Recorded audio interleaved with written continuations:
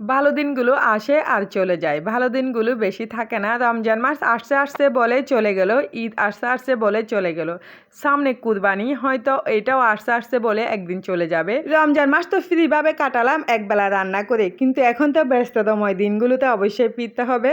তো সকালবেলা নাস্তার দিকে ফোকাসে দিতে পারতেছি না, মানে রমজান মাসে এক মাস পুরো মাসে তো সকালবেলা নাস্তা দেরি করতে হয় নাই, তাই আমি ঘুম থেকে উঠতেই ভুলে যাই যে নাস্তা দেরি করার জন্য। আসলে এই কয়দিন একদম এরকম হচ্ছে। তো যাই হোক, ছেলেমেয়েরা যখন স্কুল মাদ্রাসা খুলে যাবে তখন ঠিক 6টা বাজে উঠে যেতে হবে, নাস্তা নিয়ে অবশ্যই ব্যস্ত থাকতে হবে। তো আজকে ভাবলাম যে সেমাই পোলাও করি, ছেলেকে বললাম যে বাংলা সেমাই নিয়ে আসো। আমাদের ঈদের বাজারে কোনো সেমাইও নিয়ে আসে নাই, লাচ্ছা সেমাই নিয়ে আসছে, বাংলা সেমাই নিয়ে আসে নাই।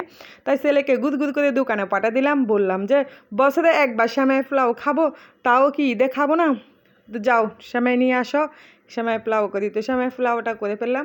আসলে এটা হচ্ছে আমার সবচাইতে প্রিয়, আর সবার যে রান্নার সেমাই প্রিয়, তো এরকম ভালো লাগে আমার খেতে।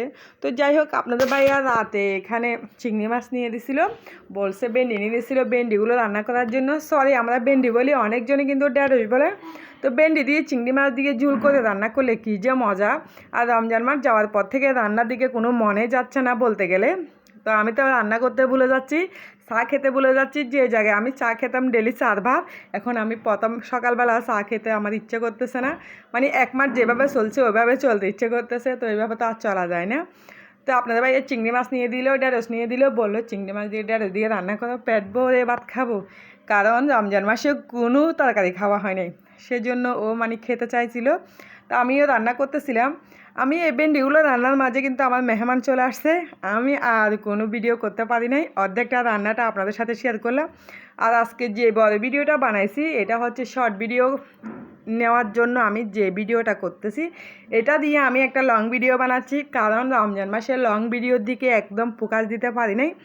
বর্তমানে তো রিলসের ইনকামেই বন্ধ, সবাই বলতেছে লং ভিডিও আপলোড দিতে। আসলে দুর্ভাগ্যজনক, এতটা ব্যস্ত ছিলাম কোনোভাবেই আমি লং ভিডিও দিতে পারি না। শর্ট ভিডিও দিয়ে দিয়ে কোনোভাবে এঙ্গেজমেন্টটা ঠিক রাখছি, এই জন্য শর্ট ভিডিওগুলো দেওয়া। আর এতটা ব্যস্ত, কাপড় সেলাই করা, নিজের সংসারের কাজ করা, তারপর ঈদ আসতেছে প্রিপারেশন নেওয়া, রমজান মাসের প্রিপারেশন নেওয়া, একদম সবগুলো আমার এলোমেলো হয়ে গেছে। আমি বড় ভিডিওর দিকে দিতে পারি নাই, তাই আমার বর্তমানে ইনকাম তো বন্ধ, তেমন ভিউ হয় না। যা তো আগে তো 400-500 ভিউ হলে রিলসে 2 সেন্ট হলেও দিত, কোনোভাবে আমার $50 হয়েছে। এই আর কি, দুঃখের কথা কি বলবো।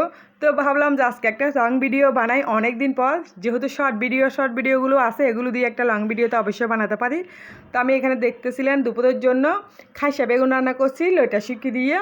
তো ওইগুলো ওই চুলায় পাশে বসাইয়ে এই চুলায় আমি মুরগির মাংসগুলো কষানোর জন্য দিয়ে দিলাম মরিচগুলো কষিয়ে আমি মুরগির মাংসগুলো দিয়ে দিব। এটা হচ্ছে দুপুরের রান্নার জন্য।